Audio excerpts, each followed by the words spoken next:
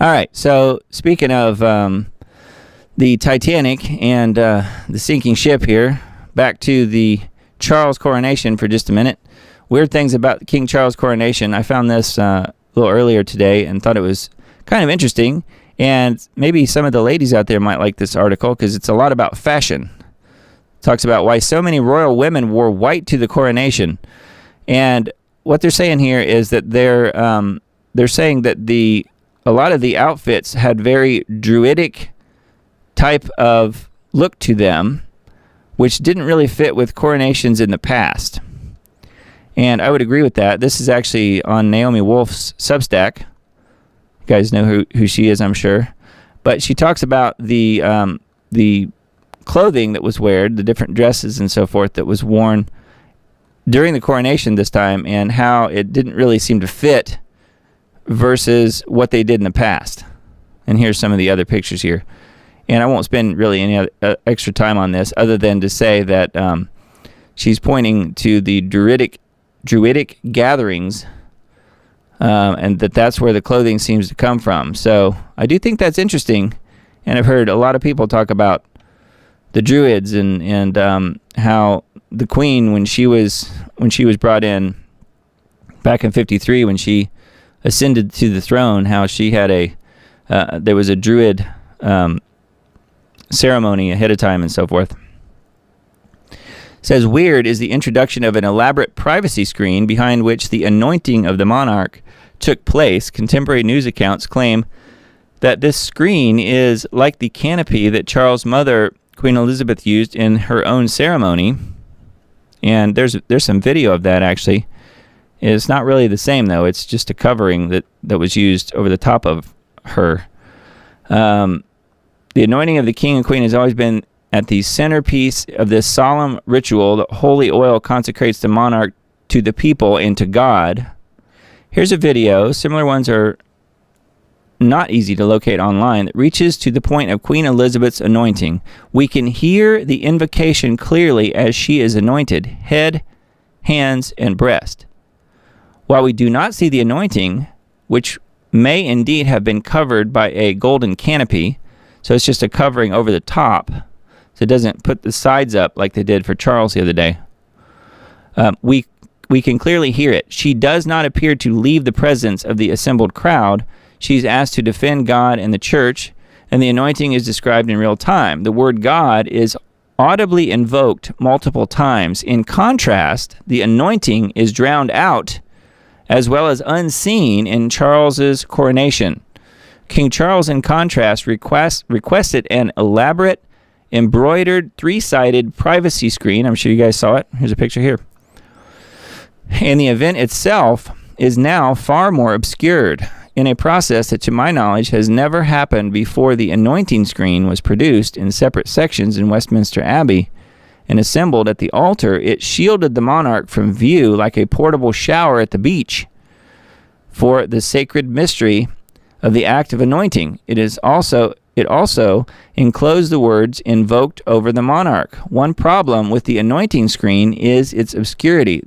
This moment now is not audible and thus far less transparent to the nation than was the same moment when King Charles's mother underwent the same consecration. Instead, the lovely sound of the choir singing Handel's Zadok the priest entirely drowns out the words of this recent anointing. Yeah, and I'm not sure, they probably had his mic muted anyway. I don't know that it would have mattered. So anyway, I found that was pretty interesting, and we've been talking a lot about this whole business about Charles, and is he going to be the biblical Antichrist? And if you don't know what I'm talking about, feel free to take a look at any of my video channels where we go into that in depth. But I think that there's a really good chance he may very well be the biblical Antichrist. Not yet, but he may be very soon. He's starting to fulfill various scriptures, and his name does add up to 666, which is very important attribute. Not only all that, but his coat of arms fulfills the image of the beast as defined in Revelation 13. So anyway, yeah, Naomi Wolf has a really good article here on her Substack, so feel free to take a look at that. And I also found this. You guys know who the Corbett Report is. with let's see here. It's CorbettReport.com/Charles is where this is. Meet King Charles, the Great Resetter. So here's a video here from Mr. Corbett, and there's tons of links and articles here on Charles and being the Great Resetter. You can see here that this just goes on and on and on. So let's look at the different chapters here as we scroll through here. Chapter 1, King Charles. Chapter 2, the royal sickness. For sure, right? Royal false flags. Chapter 3. All this stuff is detailed in the video that's embedded here as well. Chapter 4, the Windsor's pedophile problem with Jimmy Savile, right? I don't know if it's Savile or Seville. I think it's Savile. And anyway, and then the conclusion, and then there's quite a bit of data here, though. So feel free to take a look at this if you want. There's a video and an audio portion to this, CorbettReport.com/Charles. So along those lines, I found a couple of other interesting things, and I want to play another video here. It's not too long, but I think you'll find this really interesting. I had a friend send this to me, and I just took a clip out of this because I felt it was really important. And if you watch the next video, you will see there's another clip directly after it. I've kind of edited them together because they go together. Has to do with Charles, and many of you have sent me that same video as well. So I wanted to mention both of these things, and we'll come back and talk about it here in just a sec. Ladies and gentlemen, it is now official. We are now in the beginning of the end phase of this stuff here. This is cash which will no longer exist in the future. And this report here, which I've been talking about earlier this week that I would get out for you as soon as I could, details it all. So this is going to be a slightly longer video than usual and a little bit more detailed, but we are going to go into all of this report, which is the digital pound. So this is from HM Treasury, so it's the UK. But if you're not in the UK, please pay careful attention to this, just because it's not your country, because all of the countries are going to follow almost and exactly the same model. So this is what we're going to look at today. And this, by the way, I don't even know how many hours it took me to read through, not just this, but also the 3 reports that were connected to it, because you see, they're very clever. They put out one report, but then they'll add these 2 or 3 other reports, a technical working paper and this and that. And you've got to read it all to really put the pieces together. So I was I wouldn't say I was shocked by it, because it was stuff that I've already been talking about previously, which people refer to as a conspiracy theory, a central bank digital currency, and the measures that they're going to take. This is, mark my words, dystopian in nature. This is the official document from the UK government, as it were. However, let me just start by telling you it's not exactly from the government. This is where we have a slight twist in the story. So with that said, let's get into it. This is going to be a special report today, and let me just say, I don't think you're going to like what it has to say. We're going to begin then with page 3 of this consultation paper, although it is nothing of the sort. It is not a consultation at all. It is a declaration. It should be called a declaration paper. The digital pound, a new form of money for households and businesses. That should be an exclamation mark, not a question mark. Now here's the thing I noticed right away. I noticed the emblem here, and I said, hold on, that isn't the government emblem. That is the royal family, is it not? So just for those people who are going to say, no, this is another conspiracy or whatever, I've actually pulled up the royal emblem of the UK, the royal family, QE2 coat of arms. We can even see it on the gate of Buckingham Palace. So let's just look at that for a moment. You'll notice the Latin is missing from most of these, but we can... Here we go, we can pull it up here, if you can see it in the right hand side of the screen here. And my Latin isn't great, but it's you can see this here, Dieu et mon droit. Now let's look at this paper again.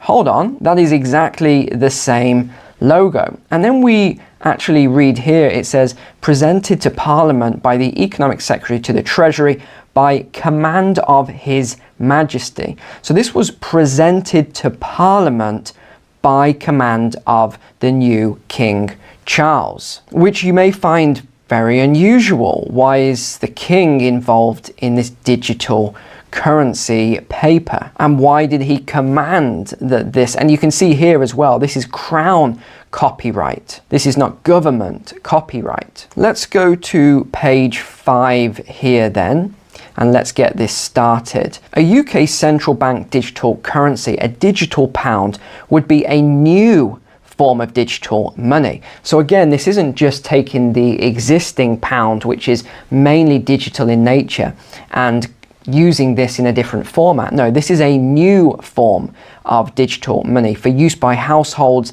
and businesses for their everyday payment needs. Now they say here it would sit alongside and not replace cash, but then you see a lot of contradictions to this statement as we go through the document. And even though they say that this is just, a consultancy and they're thinking about it, this statement here says the Bank of England and HM Treasury judge that it is likely a digital pound will be needed in the future. They also say such things as it's too early to commit to build the infrastructure, but we know that is not true. We know they are already building the infrastructure. Another point to note is that they say that this is a 4-month consultation period. So they stealthily launched this in February, which is why I didn't even see it, because there was so much distractions going on. So that takes us to March, April, May, June. So actually by next month, we've only really got 3 or 4 weeks. This will be complete in terms of this stage. Part A then is their proposal, and we'll go to page 8 here, where they talk about this is a retail CBDC designed for everyday payments by households and businesses. Seems pretty straightforward. That's what we've got right now, isn't it, with a digital pound? That contrasts with a wholesale CBDC, which would be used to settle high value payments between financial firms. So there is going to be a slight difference between the retail and wholesale, which we will have a look at. Private money is typically a claim on a private commercial bank in the form of bank deposits held by households or businesses. But central bank money is financially, here's what they say, risk-free, in the sense that there is no credit, market or liquidity risk. Well, we know that is absolutely not true. So that is the first lie that they have put in this paper, among a lot of other lies that we'll find throughout. Of course, the central bank money has risk. It has to carry risk. It is a fiat currency with no backing. Last weekend, we saw King Charles being coronated. Since that, we have learned a couple of more things. In particular, when in his coronation ceremony, there was a part that was very private, where he went away from the public eye, went into a special room. He donned a linen garment, and he was then anointed with oil that came from the Mount of Olives. And he received his anointing to be king. What we have learned is that he was anointed to become the king of Israel.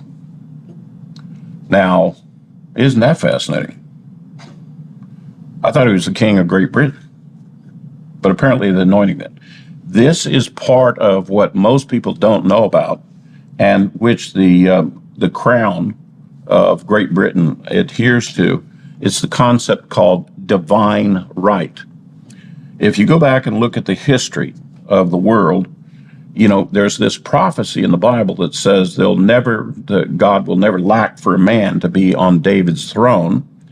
That's the concept behind divine right. In other words, God has decided who will be king. And that is the thing that has migrated into the Gentile church. And the emperors of the Holy Roman Empire used the concept of divine right, that God had chosen them to be in charge of the Holy Roman Empire, that in fulfillment of that prophecy. That has made it all the way over to England, and King Charles, who has a lineage chart that says he is the son of David, has accepted this anointing to be the king of Israel, that he's the fulfillment of that prophecy. Well, needless to say, I can't give you a better example of one of the themes of what the Antichrist is to be. He is to be an imitator. He's to be a supplanter of the true Messiah. And the true Messiah of Israel is Yeshua of Nazareth, who came humbly. This man comes with ego. He is those themes of the anti-Messiah, and he's now received the anointing to be the king of Israel. Very soon, he's going to want to be the king of kings of all nations. We're watching him get ready to come to power. Now, just to add something that's just a little bit, I'm going to say weird, but it's compelling when you hear it. It turns out that from the date of the funeral of Queen Elizabeth, his mother, to the date of King Charles' coronation, there have been 6 months, 6 weeks, and 6 days in time separation between the two. I'm not quite sure what to do with that, but I'll go ahead and let you ponder what the meaning of that is. Yep. And, but wait, there's more. There's more. And someone else, another friend of mine, sent me this video, and I will link to this one as well on my Substack tomorrow. So if you're not on there, make sure you get on my Substack so that you'll have access to this stuff, all these links and articles and videos and stuff that I talk about in this live show. So this is another one. You can look it up on your own if you want. David Nino Rodriguez, who's a very, very well-known guy on YouTube. Well, guess what? He just had Tim Cohen on his show and discussed the Antichrist. So I wanted to play just a clip of this. And I think you'll find it very interesting. He mentions this 666 thing with the funeral of the Queen. But I think you will also note that you will recognize something else that Tim mentions here that you've heard on this very broadcast, and as far as I know, nowhere else. And I can prove, when we finish here with this clip, that what I've said here on this show has made it to Tim. And I'll show you how that happened. Let's listen to this clip here. This is, again, David Nino Rodriguez from his YouTube channel. Here we go. Just a short clip, and I'll stay on camera here. Here we are. This is one of my most favorite subjects, man, because to me, all of this is, in my mind, 100% real. And I think we are now in the last days of this, what do I say, revelations, apocalypse? Where are we right now in all of this? I think we're just years away, short years away, maybe 2, 3, 5 years max from seeing who the Antichrist truly is. Could I be wrong in saying that? No, I think that's probably right. Although I'll say we already know who he is. And by the time this program is over, you won't have those other people in your mind anymore as candidates. With one exception, who is an Antichrist. There are multiple Antichrists. Okay, so there are multiple. I've heard that too. I've heard there's multiple of them, but there's one that's really going to stand out. One who'll be over a global government for 3.5 years preceding Armageddon. That's Charles, who we'll be talking about, and I'll be sharing evidence concerning him. But Barack Obama also has a role, it appears. Okay, so there are junior Antichrists, let's put it that way as well. Wow. Okay, so I know that I think King Charles was, what is the correct term I'm going to use here? What just happened? He was anointed, or what was he? He just took the throne 6 months, 6 weeks, and 6 days or something after the Queen's death, or what was it exactly? You might want to clarify on that. I probably just butchered the shit out of it, but can you clarify that? Well, no, actually, that timing is correct. It was 6 months, 6 weeks, and 6 days. From her death, or from her birthday, or what was it? From her funeral. So 666. From her funeral. Exactly. Yeah. I mean, does it get more obvious than that, I guess? That's not the biblical. That's not the biblical way to do the calculation. I mean, here's another one for you. May 6th, 2023, right? Yeah. 5 plus 6 plus 2 plus 2 plus 3 is 18. 3 times 6. Oh. Yeah, people have looked at all kinds of things on this, but there's a biblical way to do the calculation. I will show that also. So there you go. How about that? Where else have you heard exactly what Tim just said? You heard it right here on this program. I don't know of anyone else who's said that, and I can prove that what I said here has made it to Tim, and I've already mentioned this before, but many of you guys haven't been here. Most likely, when I mentioned this before, this was several weeks ago at this point, on Janie Duvall's channel, who this is, it was her channel really that that led me to Tim's research on Prince Charles and so forth. So, and I think you guys may remember I left a comment here on this particular video, Antichrist Identified. He's not who you think, on Janie Duvall's channel. Again, 53,000 plus subscribers on her channel. And a month ago, I left this note saying, I do find it interesting that King Charles' coronation will be on 5/6/2023, because if you add up those numbers, you get 18, 6 plus 6 plus 6. Janie Duvall responds right after that saying, oh, wow, I didn't think of that. And now Tim Cohen is talking about the very same thing. So anyway, I thought that was kind of cool, and hopefully you guys remember my mentioning that a time or two. And I do think it's important. You know, it's just another one of those things where you have all these sixes. Obviously, that's not an accident. Was it done on purpose? Probably. It was probably done on purpose from Charles and the family. You know, we looked at why, in an article a few weeks ago, I looked at why they wanted that particular date. And there was several things several reasons that they wanted that particular date, May 6, 2023, to be the coronation. And mostly it came down to it was the royal family that really wanted that date. So, and why is that? My guess is because it has 666 stamped all over it. So anyway, pretty wild. And again, that's on Janie Duvall's channel there, and the video before was on David Nino Rodriguez's channel. So you guys can look those up, or you can wait for the link tomorrow for each one of those in the Substack post. So pretty wild, pretty wild. And this actual interview from 3 days ago with David Nino Rodriguez is really, really good. And if you haven't heard any of Tim's other presentations, maybe start with this one. It may even be the best one. I don't know. It's certainly a good one, and they go into a lot of detail here, and you know there's some new information there. But I thought it was neat that he mentioned that thing about the date. So pretty cool. So yeah, again, we'll keep an eye on this guy, meaning Charles, and I think we have a little bit of time looking back at the Gematria on how, or the Gematria on how you get to the 666. This is it. I sent this out on the Substack post, I don't know, a week or so ago, and this is how it works out using Gematria in English and Hebrew. Somehow, Prince Charles of Wales, or Charles Prince of Wales, in not only English but also Hebrew, they both add up to 666 using the biblical numbering system, the Gematria numbering system that is alluded to in the Greek version of the Bible, the Greek translation. And in that translation, it defines the system to use by using the 666 instead of putting 666 in the Greek. The way that it's mentioned in the Greek version is by using the symbols, the Greek symbols. So it's pretty interesting. And by using that particular system, it defines the system to use. So in other words, this is being calculated correctly. That's kind of what I'm getting at with all that. So yeah, Charles Prince of Wales or Prince Charles of Wales, it doesn't matter the order of the words because it's based on the letters and the number value for each letter.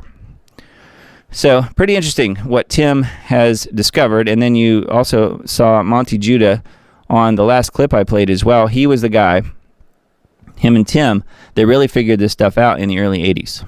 So I'm just reporting on what they found, and I find it to be very compelling. I don't know about you guys. And anyway, we've talked about it at length here. This is the timeline I'm working from, have been since early 2019 when I started working on this project.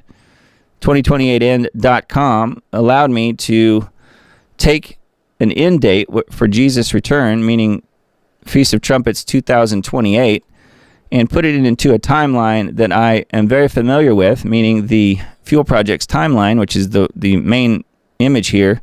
The red boxes are all things I've added later on when I realized, hey, I could put in the date of Jesus' return and work backwards from there. So Feast of Trumpets 2028, if you work back 3.5 years before that, you get January of 2025 right here, which I believe it will be the Great Tribulation or the Antichrist reign beginning. And look who we have now has been enthroned over really the entire world at this point, even though he is and he's not. There are people who have already given their allegiance to this guy. So we'll have to wait and see what happens. I don't think he will officially become the Antichrist until, as we're looking at on the timeline here, January 2025, or maybe right before then. I don't know. There's a good chance that there could be an attempt on his life. If that happens, we will definitely know we got the right guy. If there's an attempt on his life and it's successful, we will absolutely know we have the right guy. And I'm pretty convinced now. Like I said before, I'm like 98% there, maybe 99% there. I'm not going to be 100% until these other things are fulfilled.